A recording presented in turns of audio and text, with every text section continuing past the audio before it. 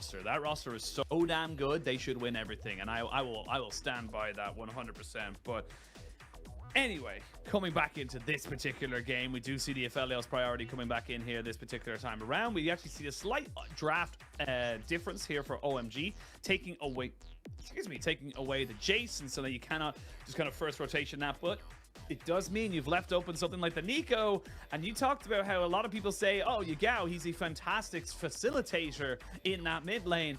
This is a hard engaged champion with a hell of a lot of ways to kind of catch you off guard. This feels like it's right up Yagao's alley.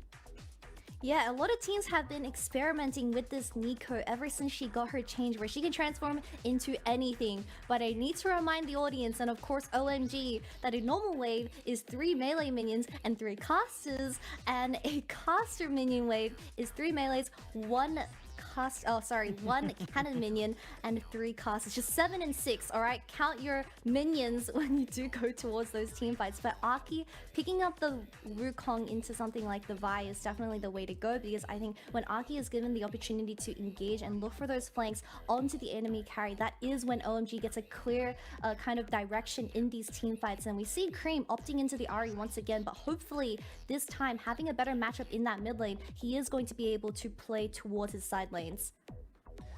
Yeah, I mean, look, we're seeing the mid jungle's kind of locked in again and looking for Elk. Again, I was going to say, he can be very confident locking in this particular one. And again, you're probably going to have to ban the Blitzcrank, maybe the Nautilus, but you cannot ban all 3. So this is definitely a bit of a pigeonhole here for the side of OMG, and they won't get the Lulu themselves either. So BLG, honestly, I feel like they're very happy on this red side, and we're kind of seeing this kind of shift again where we always see it, we always talk about it, it's always kind of discussed within all the leagues and stuff like that. It's like, which is stronger, red or blue? And it does feel like when you're able to get those first 2 rotations and the first pick after the second round of bans, red side is just kind of, and counter pick, it just feels like red side is just kind of coming back to being that very, very powerful side of the map, and teams are very happy to go for it.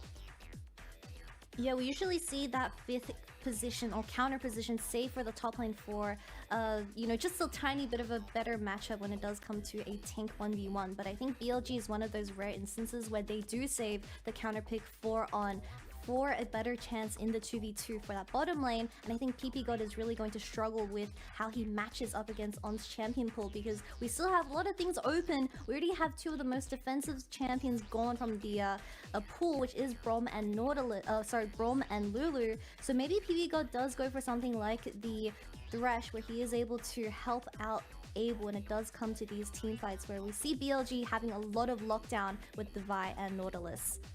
Yeah, I mean, look, there's no reason not to go for this one here. They could have gone for the Blitzcrank as well, but now OMG maybe thinking that they can put Ppgod on something a little bit more disengaging. You're going to have that hostile takeover now with the Renata Glass.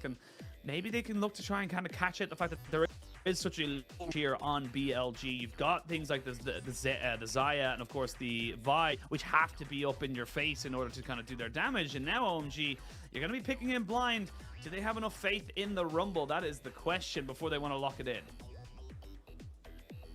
OMG's full sending it on fighting within these jungle chokes, locking in that Rumble for Shanji on day 1 of summer for OMG. I mean, Bin, he is just going to play the classic tank where they are looking for those 5v5s, but OMG locking in so much damage. So hopefully they get their items online quick, because it's kind of hit or miss, to say the least.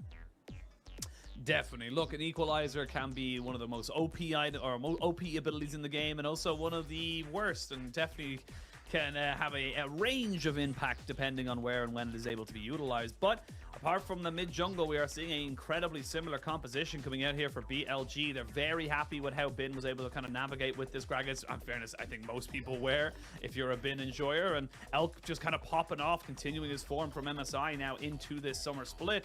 And on the other side here, like you said, you're looking to try and combo in, get that Cyclone down on multiple members, use that equalizer to put down your damage. But for OMG, it's about kind of, again, similar situation. There's so much single target lockdown. There's so much AoE for you to deal with that the Aphelios, I don't know if he's going to be able to kind of plant his feet and do the damage, similar how he couldn't do it in game number 1. Yeah, like you said, an exact copy of Game 1's draft for the side of BLG, but the main difference for me is that mid lane matchup. We have Nico up against Ari, where Yagao might struggle a little bit when it does come to that lane party, or at least pushing in the wave to allow Shun to make similar ganks towards that AD carry of OMG. So we'll have to see how BLG plays this early game out, because we see how vulnerable a flashless bottom lane is, and Aki on this Wukong this time around, he needs to go towards bot lane, because if Abel isn't able to kind of get onto those if Abel isn't able to get onto those kind of nice, I'm sorry guys, I'm still jet lagged, but if Felix doesn't get his items and Rumble, I mean, we see Shanji struggling a little bit in the early game trying to get a decent laning phase, but he often doesn't show up until those later game team fights. But hopefully Aki can have a better sense of direction. Yeah, you got there in the end. It's all right, Katie. You had an entire MSI doing content for the Chinese side. Yeah.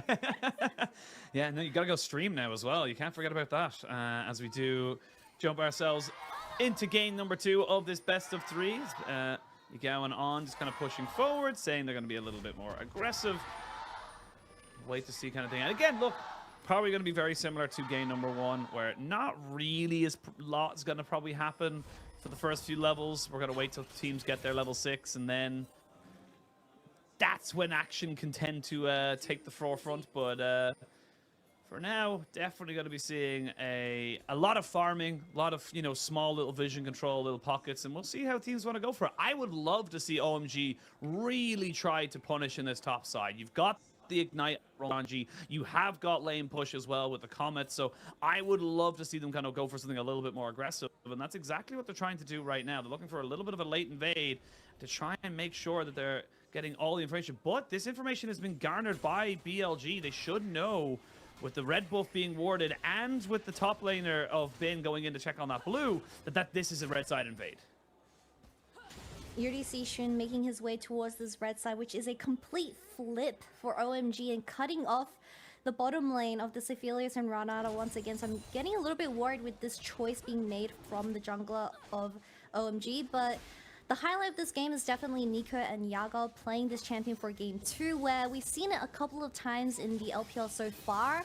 And I want your take on this, because we've seen a lot of, let's say, inconsistent engages out of our mid laners in the LPL. And I think Nico only has a 40% win rate so far with how high presence she is in the current meta.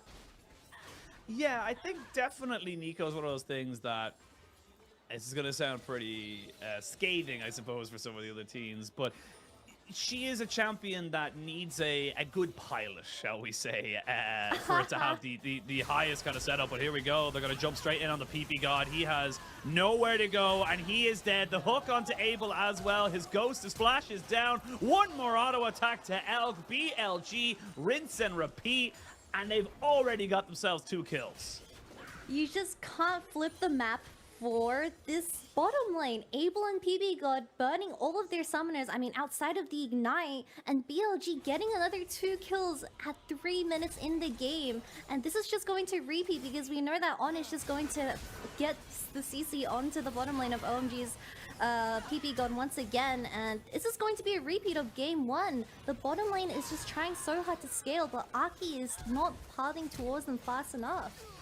Yeah, I mean, I love what On did there as well. He flashes in, gets the auto attack down onto Ppgod and goes, cool, you're dead. I don't need to do anything else here. Immediately turns his focus onto Abel and gets it again, the 2 kills. They could have just been happy with the 1, but no, he knew they could get the 2. Really, really good heads-up play there from BLG. And again, it comes down to the information they were able to get. They said, cool, we have a ward on red. We know they're not taking their own blue, so now we know that we're in a good position here to be able to try and go for this play. And OMG just didn't respect it. OMG didn't have the information, and they get punished.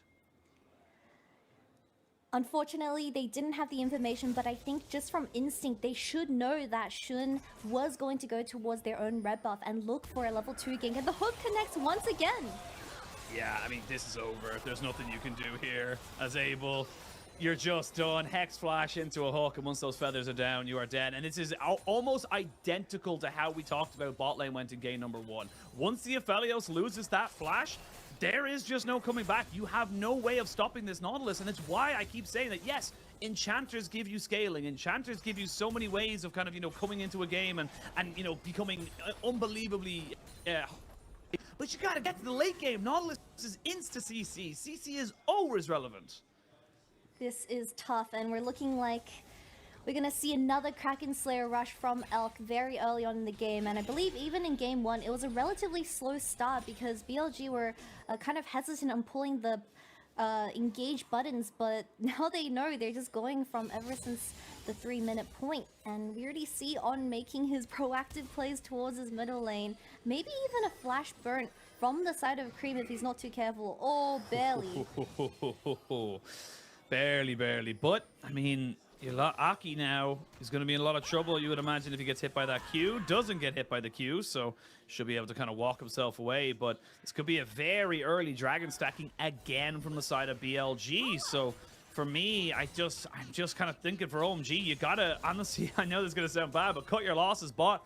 Go top. Look for pressure around this top lane. Get Shanji ahead so he becomes that mid-game monster. But again, it's just so difficult until Aki gets level 6 because they don't have any lockdown for this Gragas.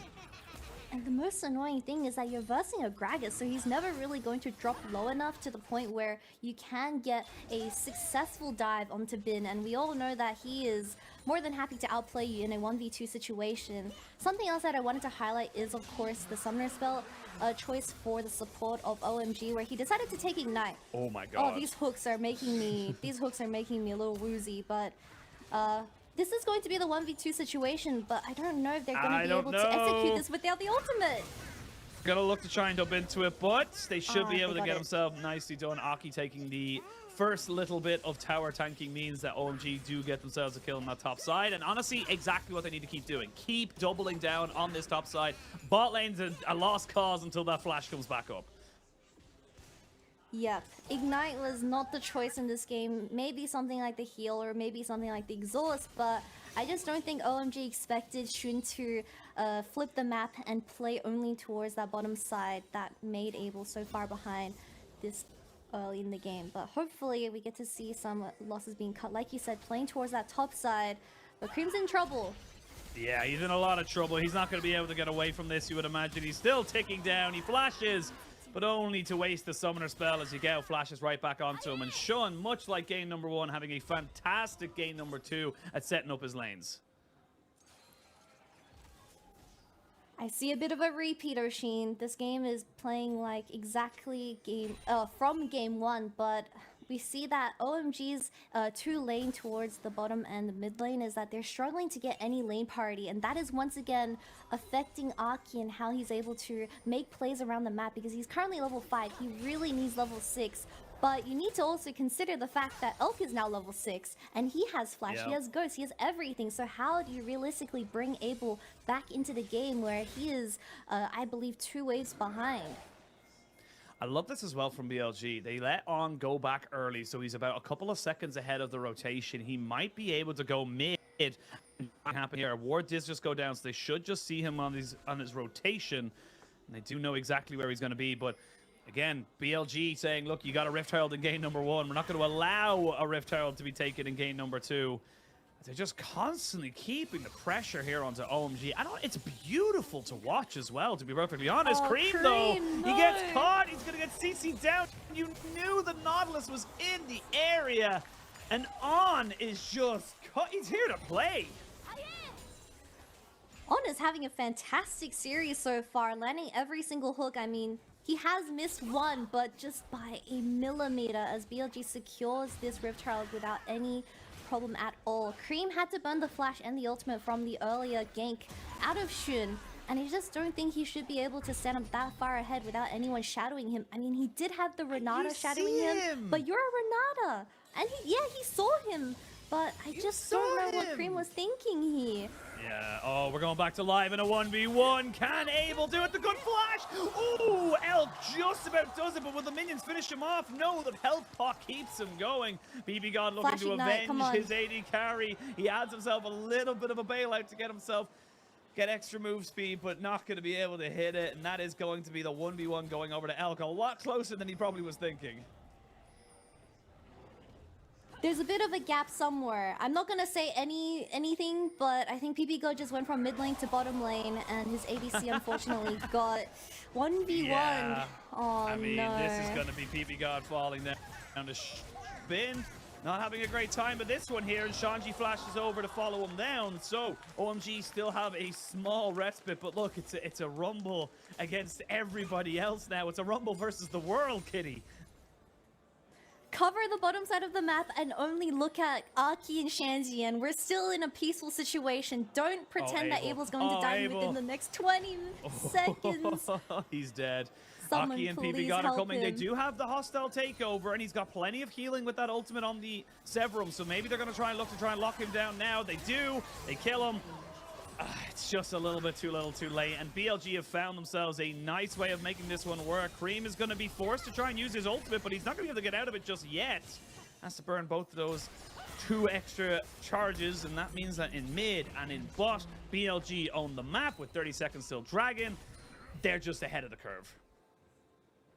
And this is going to be the replay of how Abel died in that 1v1. It's just level 5 versus level 7. He didn't have the ultimate available either, which could have made the difference in this 1v1 because he did dodge out on the Xayah ultimate. And it did just mean that 1 HP difference. And unfortunately, Ppgod wasn't able to get the Flash Ignite. Is that actually 1 HP? I'm actually curious now. But apparently, look, I don't call a spade a spade. The fact that Abel was 2 levels down, it was actually 8 HP. I just had a quick check there on it there. But the fact that Abel was 2 levels down and almost a full item as well, and he nearly comes out of that 1v1 with a kill, that's, I mean, that should say a lot about it. But Aki has been spotted out here as they look to try and maybe go for a Hex Splash. They will burst him down before he can go anywhere, and they'll get him. The hostile takeover is fantastic, though.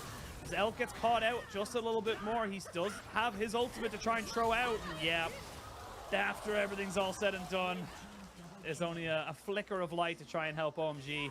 BLG are looking to decimate this game right now. They are looking to smash the kind of record, I suppose, of quickest game and hold it from week 1.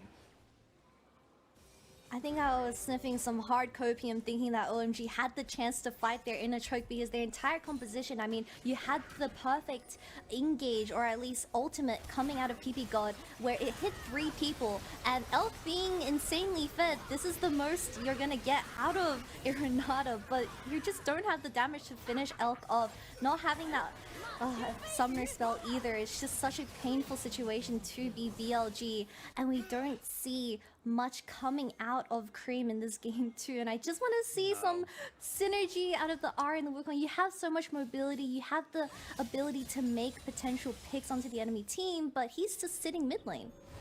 Yeah, I mean, you could even see like the fact that he didn't have his Spirit Rush in that last fight because he lost it trying to get away from Yagao. It meant that he didn't feel confident. He moved away. He didn't want to go in because he felt like if he went too far forward to try and kill Elk, he doesn't have resets. He can't get out. It's little things like that. And I mean, like 207 on the Nautilus. He's nearly 1,500 gold ahead of his counterpart. The AD carry is nearly 2,000 gold on its own. 1,000 gold in the jungle. Like, this is a 6,000 gold lead nearly at 13 minutes. And I mean, it's just gonna get worse, Kitty. Like, even though Bin is like, 600 gold down, yeah, he's 0 and 2. It doesn't matter. He's a Gragas, and it's even now. I'm looking at him, gonna go with an Everfrost. He might even be able to go for a kill if he really wanted to. It's okay. The timeline is that I mean, Elk's ultimate's gonna get burnt, and he's gonna get roasted by Shanji. That's the angle. He's gonna get fed this game. I mean, look, I am one of the biggest, if not the biggest, Shanji fan. I have been for a very long time as a Rumble aficionado myself. But I mean, there's hopium, there's copium, and then there's this. You know, there is levels to the amount I'm willing to be delusional. No one likes a one-sided game, but I think Shanji on this Rumble, they saw what was wrong with the draft from last game is that Shanji was on a tank. But this time, although Abel is just as behind on the Aphelios, at least they have someone else that can provide the damage when it comes to these 5v5s. Unfortunately, we haven't seen Rumble join any of these fights just quite yet, as we see Creme going 0-3 and 0 in this top lane as he gets going. Yeah, I mean, yeah, there's just not a lot really else to Not really a lot else to kind of go for. And it's just, it is what it is. Look, BLG are kind of proving. Look, I suppose we can kind of go into it and say, like, yes, for BLG, you know, making it to summer play, making it to finals, no one really expected that. They weren't supposed to be the team. I think Draco's put it in, you know, they weren't supposed to beat Gen G. They weren't supposed to beat T1. And they did it. And honestly, I think it's now getting to a point, if they can keep up this consistency past week 1, into week 2, into week 3, where all of a sudden we're talking about these teams just kind of smashing team after team after team.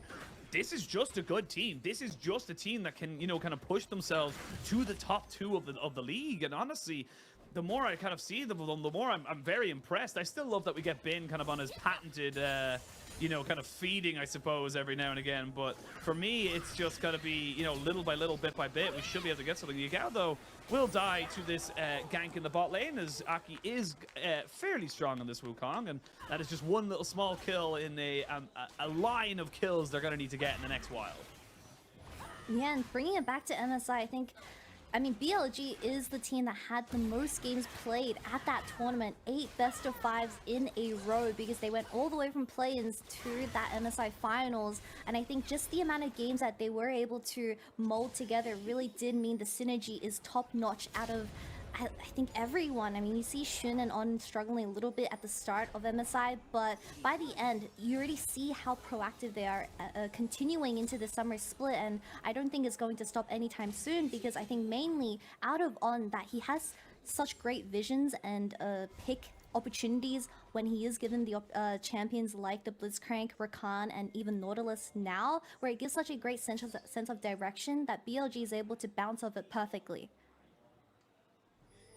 Yeah, I mean, like, the big thing for me is, like, you know, BLG between spring playoffs and MSI played 12 best of 5s. I think it was a total of like 47 games or something like that. Like, that's insane. They played more games in a, you know, between playoffs and MSI than some teams had played in their regular split all year. You know what I mean? Like, it's crazy to think that that's, you know, with the level of gameplay and how many games that this team has actually had to be, you know, this team had to be kind of, you know, put into it. And the thing is, pressure and you know, heat forges diamonds. That's how this works, really, for these teams, is that when you're put under the, you know, the pressure of it, yes, it is exceptionally difficult, but once you're able to work with it, it can lead to absolutely fantastic results. And now we are going to see Creme getting knocked up, hit by the hook, and he is dead. The equalizer used, and it's not really going to do a hell of a lot after it. Aki trying to jump onto Elk, who does have flash and ghost, doesn't use it just yet. Finally forced to use that as the hostile takeover, nearly able to keep on in the fray of it, but Shanji has to flash in, and now Ppgod and Abel, the only ones left, are looking to try and see if they can turn this one around, but the Moonlight Vigil will hit absolutely nobody. And look, it's a decent fight from OMG. They got a couple of things going right, but even when things went right, it all went wrong. That really did seem like the only opportunity for them to come back into the game, but I don't understand how Creme is the one getting caught first when it does come to these team fights, because you have the ultimate, you have the flash, and Yagao, I mean, he just proto-belted towards you and it connected somehow, unfortunately, from one pick to another. And I believe Bin, the entire fight, was just zoning out the bottom lane of OMG, where this was a 2v4 at the very end and just didn't have the damage to finish them off. Aki trying so desperately hard, but I think On just barely lived on 1 HP. Yeah, I mean, even the fact that Shanji has to flash, sealing his fate, he didn't kind live, of saying, he died. Yeah, I was gonna say he was had to commit everything to it. And again, that was a good hostile takeover that completely got Elk away from the fight. It was a good Cyclone that stopped people from, you know, kind of, you know, or able to get on top of Elk. It didn't matter. 7-0 and 5. Yagao here with Shun, trying to see if they can take away some of these camps right now. As what is he right now? He's a ward. I am very excited to see how creative the teams can be, but look, it is just going to be even more difficult now. It's a 7,000 gold leader just underneath it, 19 minutes into the game, and you're already at soul points. 4 minutes from now, you're going to have a Cloud Soul, which is exceptional for someone like a Vi, a Nico, a Nautilus, and of course a Xayah. They all benefit from that extra move speed so much. And even just obviously on the activation of their ultimates, it's just fantastic for getting people, even just the Xayah, to get her out of a sticky situation. Yeah, being in OMG's shoes, not having that vision control is going to be extremely tough, as We see them dropping 2 ultimates onto Bin. He still has the ultimate available, so he's just gonna get out fine, and that is Rumble or gone. So if BLG want to, they can start the Baron. That's not where that spawns. That's not where that spawns. That's not where that spawns. Oh, he's the plant. Yeah, he needs to be a little bit further down, and he could maybe go for it. But I mean, this is just a straight up Baron at 20 minutes. That's why they're kind of like pushing for this right now. And look at him on the camera. He's took his hands off the keyboard and everything. He is chilling right now. He is chilling. Yagao, please. There's only so much I can do, and here we go.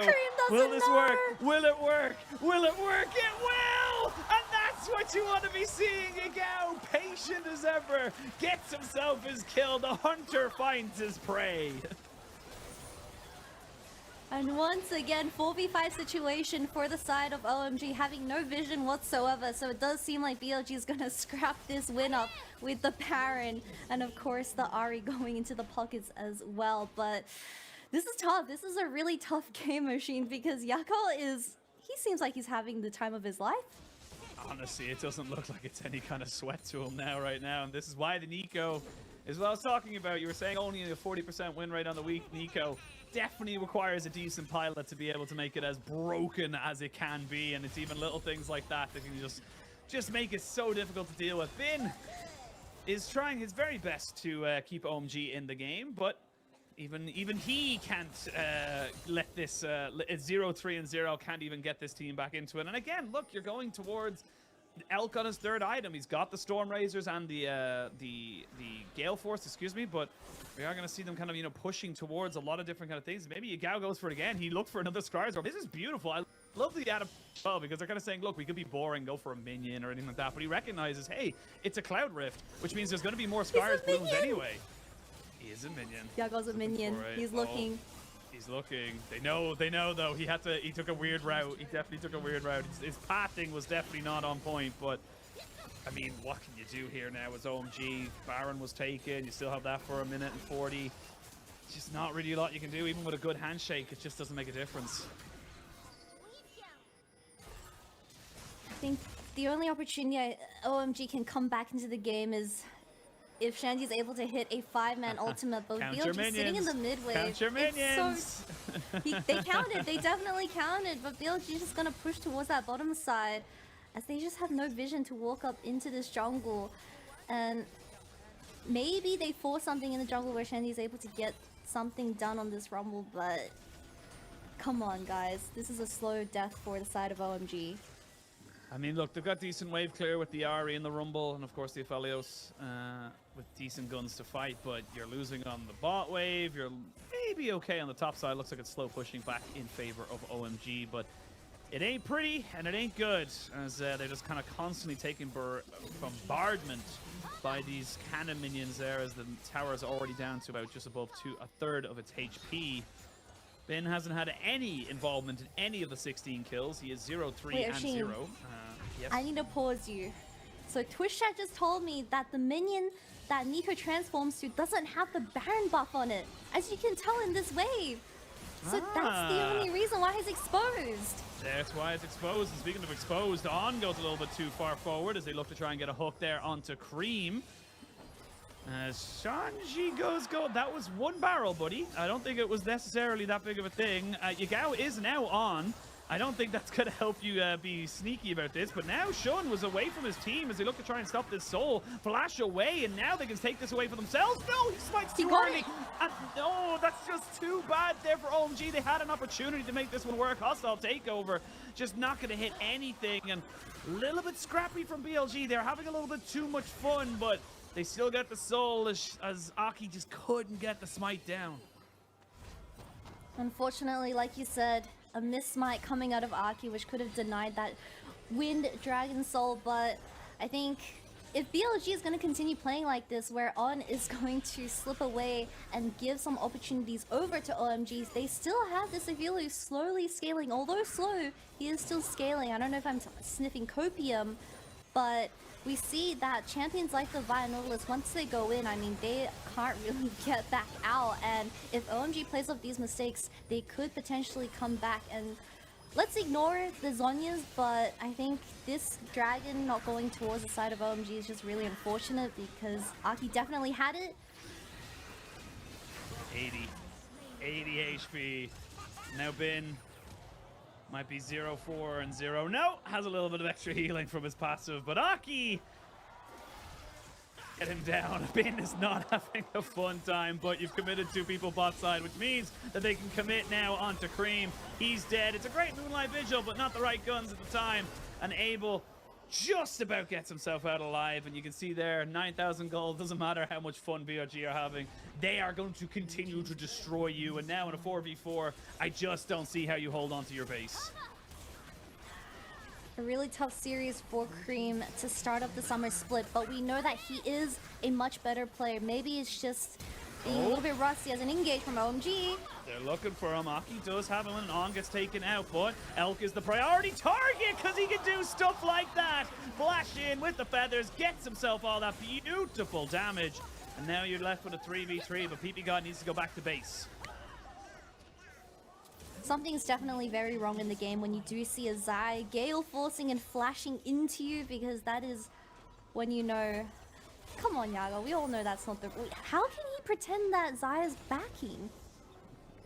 I don't know. What are these interactions, Oisin? I don't understand these the interaction. I would be curious to see if, you know, because if you know the way Rakan and Zaya get the extra backing passive, I suppose, or recalling passive. I wonder if you're a Rakan. I'll have to check this. If you're the Rakan, if it would actually work in the same way, because it will give the animation. I just wonder if you'll just be left, you know, on your Larry, just by yourself. Can we just keep the camera on Yagao for the rest of the game, please? What's he turning into? Fork. Wait, he's so slow. Yes, he only has so much movement speed.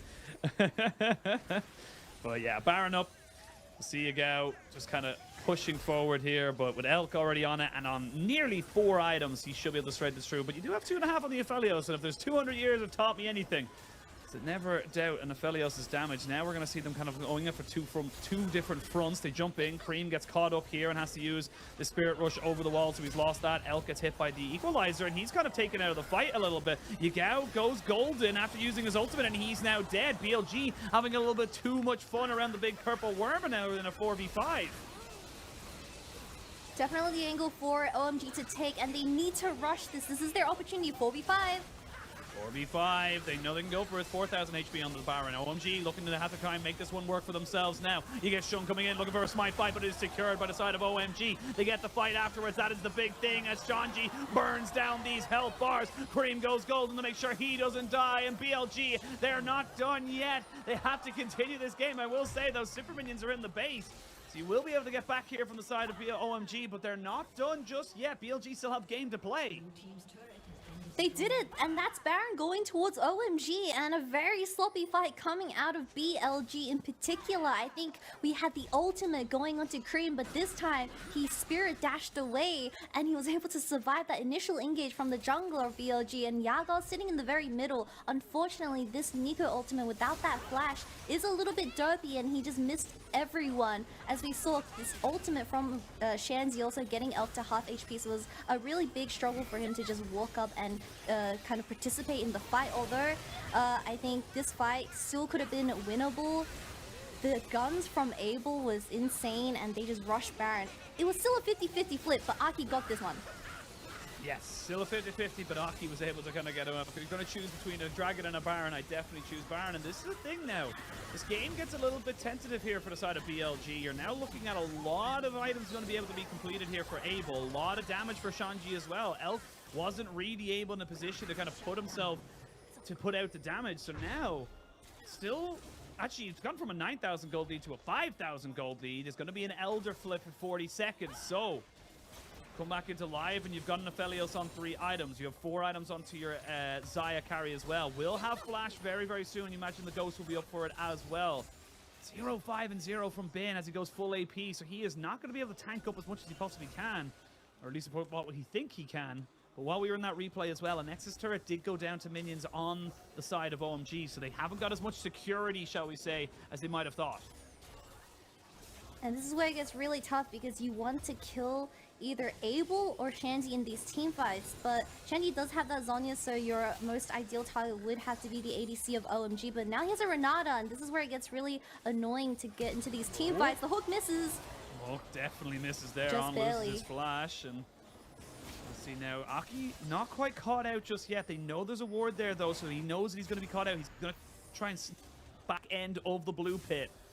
Creme on a flank as well. It's going to be a double end to kind of say. Now they know where he is, and they're going to try and jump on him, put out a decent amount of damage. They know exactly where that flank is coming from. Creme sitting himself up onto this backside of the dragon pit as the dragon gets taken to about 10,000 HP. There's going to be a great charm, and that's Elk forced into an immediate ultimate and flash away. The Nico's gone down. OMG crawling this one back. If they get the Elder off this one, it's huge. They've just been able to take Elk out of the fight, trying to heal up with that red buff and the extra little bit of damage from the Bloodthirster as well. We are going to see a TP coming in because there's a TP from Bin. Bin's going to look to try and end the game. He needs to go back straight away. They're going to try and end the game as quick as he possibly can, but a good Baron recall from Shanji means that he cannot go for it. Why did Elk get the back? They got Elder! Elk got Elder! I'm not quite sure how that happened, but On's going to be dying anyway. Shun looking to try and see if he can get away from this one here. Bin needs to try and get away, though. He can't take the Nexus turret because the inhibitor respawn. Now Creme looking to make sure he gets rid of any and all of these Elder Drake buffs as quick as he possibly can. The only person who gets it is going to be Bin, and he has to scurry himself away out of that base. That is the craziest sequence of events I've ever seen in the LPL. We had the director going from Elder to base to Elder to base to the point where we only realized that BLG was able to secure this Elder Dragon because when Bin engaged onto Shanji, we saw the Elder buff coming out of the Gragas. But we have to see how this fight played out because we saw that obviously Elk got charmed by Creme earlier, but he's already back in the fight actually. So I don't know how he stole this. Was it just from the E feathers? Yes, it was! With the smite from Shun as... Oh, no, no smite from Shun, so you're right. It was just 1,300 damage from feathers alone. We go on, Kitty. We go on. The base is in tatters, though, for the side of OMG. The one thing I will say for OMG is that despite everything, they've not taken a single tower. So they have not got a lot of retail space, I suppose, or land, shall we say, to kind of put themselves forward. And they're going to have to be very, very careful. But I got to say, Shanji and Aki have been absolutely fantastic so far this game. The Rumble really, really putting Bin on this Gragas on the back foot. And there's just nothing that Gragas, this Gragas do. Again, you have 18 kills on your team, and the Gragas is 0, 5, and 0. That is not a good look here for Bin.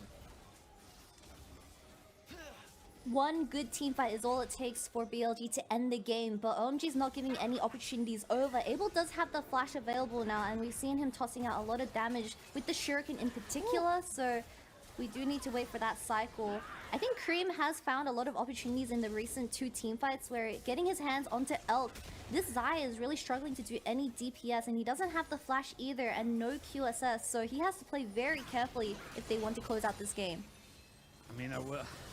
Still a lot of damage on Elk. Doesn't have his flash though. Unfortunately lost it in that last engagement. So Abel has that little summoner advantage over him. We do see Shun kind of waiting off to the wings now. And it looks like BLG had a little bit too much fun. They were having a little bit taking too much of a leisurely stroll to end this game. And now we're looking at gold lead means very little. This is a difficult position to be in now as BLG. The only kind of statement I mentioned earlier is that they've not lost a single tower. So the fact that they still have all of their outer towers means their straight up kind of control of the map is just so much stronger. And now we'll see Elk kind of posturing in this mid lane as Baron's going to spawn just in a second or two. We do have the Guardians available for Aki as well, so he's not afraid to go in and send it. Here we go. They're going to look to try and flashing. catch out 2, and they get themselves 2 up. Creme cannot make anything else happen. The hostile takeover does not land onto Elk, which means that he is just putting out consistent DPS. It's all onto Abel. He needs to save this game for the side of OMG, keep them in this series, and he will take down Yagao. But is it enough? A 2-for-1 trade, and Baron is still up and available, so I don't know if On can get his fingers onto Abel here. Yeah, they're going to flash him over, going to try and CC him down. He doesn't have flash anymore, but he's still ticking down this damage. Finally gets taken out. The Renata not in position to give him the bailout. That could have been very, very scary there for the side of BLG, but without Abel, without Shanji, I feel like this could just be game. OMG definitely putting on a show for us in this game too, and it could have been a throw out of BLG. But with that fight going in favor of BLG, they're finally going to be able to get this mid inhib. They're not going to end the game. They're going to go for Baron. They've been kind of playing around way too much, so they're going to go the safe route and kind of suffocate the enemy base with this Baron buff. I mean, it kind of makes sense if you think about it, because OMG's death timers are so staggered that Shanji's back up. You're going to have Creme kind of available there with Aki, so they just kind of said, look, it's a 3v4 at the moment, so, you know, they would have had to just... So we are going to continue on. BLG regain control. They've cracked open another inhibitor. They've brought themselves to only 2 towers left on the map in favor of OMG. We continue on left in this game. BLG having a bit too much fun, but it looks like they may have found themselves a little bit better of a fight once they started taking it seriously again. With the start that Abel was given, I need to remind everyone that this guy was 0-5 at one point, alongside his support 0-3 and 0, but they have been really stepping up in the late game, rarely getting caught out. I think it's mainly been Creme being the one that has been getting engaged on by the side of BLG, but we see how annoying this enchant and hypercarry is at this 35-minute mark, but they just have to play front to back. They can't do any face checking because they will get one shot like Shanji in the previous fight. Yeah, that's literally, yeah. I'm going to go ahead and assume that because Yagao was, as Xayah, not auto-attacking minions as quick as a Xayah would, that they probably know it's not not the actual Xayah herself, but Elk level 18, highest level in the game, alongside Shanji. And this is what it's all about. Hook does land. They're going to try and jump in and burst out Creme, and they do just that. The hostile takeover is fantastic. And Elk is already in a lot of trouble, but there's just too many feathers. Bin on the backside finally gets himself an engage, and that is going to be the game. It's a clean 5-0. The ace comes in for BLG, and they will take themselves a 2-0. It was clean until it wasn't, but a 2-0 is a 2-0 nonetheless. And it started with On landing every single hook onto the carries of OMG, and it ends with On landing that last final hook onto Creme, and they're going to be able to take the series away.